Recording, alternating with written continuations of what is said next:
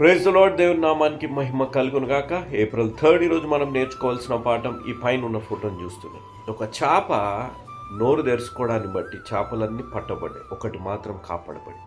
ఎందుకో తెలుసా? బైబిల్లో ఒక అద్భుతమైన మాట రాయబడింది. ఏమనగా, తన నోటిని కాచుకొని వాడు తనని తాను కాపాడుకొని, ఊరుకొని మాట్లాడేవాడు నాశనం తెచ్చుకొనును అని రాయబడింది. ఈరోజు మీరు గమనించండి, నోటికి ఎంత వస్తే అంత మాట్లాడడం, ఎవరి గురించి వారి గురించి కమెంట్లు పాస్ చేయడం, సొంత వారి గురించి వెనక మాట్లాడడం, సొంత వారి గురించి వీధిలో మాట్లాడడం లాంటివి చేస్తుంటారు. ఈ సోషల్ మీడియా, యూట్యూబ్ వచ్చాక అవగాహన ఉందా లేదా, అవేర్నెస్ ఉన్నా లేకపోయినా మనకి తోచింది, మనకి ఏది కనపడితే, ఏది అనిపిస్తే అది మాట్లాడేసేయాలి అనే విధంగా మనము ఏది ఆలోచించకుండా మనం మాట్లాడుతున్నాం.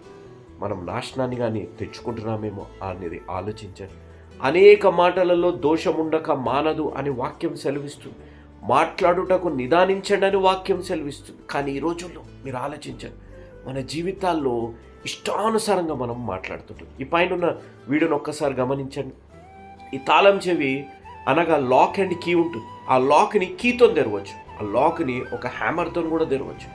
లాక్ కీతో తెరిస్తే మళ్ళీ వాడుకోవచ్చు, కానీ హ్యామర్తో తెరిస్తే ఆ లాక్ పాడైపోతుంది, పడేయాల్సి వస్తుంది. ఈరోజు మన జీవితాల్లో సంబంధాల్ని మంచి అనే మాటలు, ప్రేమ అనే మాటలు కీతో తెరవాలి, కానీ సుత్తి లాంటి మాటలు, లేకపోతే హ్యామర్ లాంటి మాటలు, మనసు విరగ్గొట్టే లాంటి మాటలతో మనం చేస్తే ఆ సంబంధం నిలబడదు.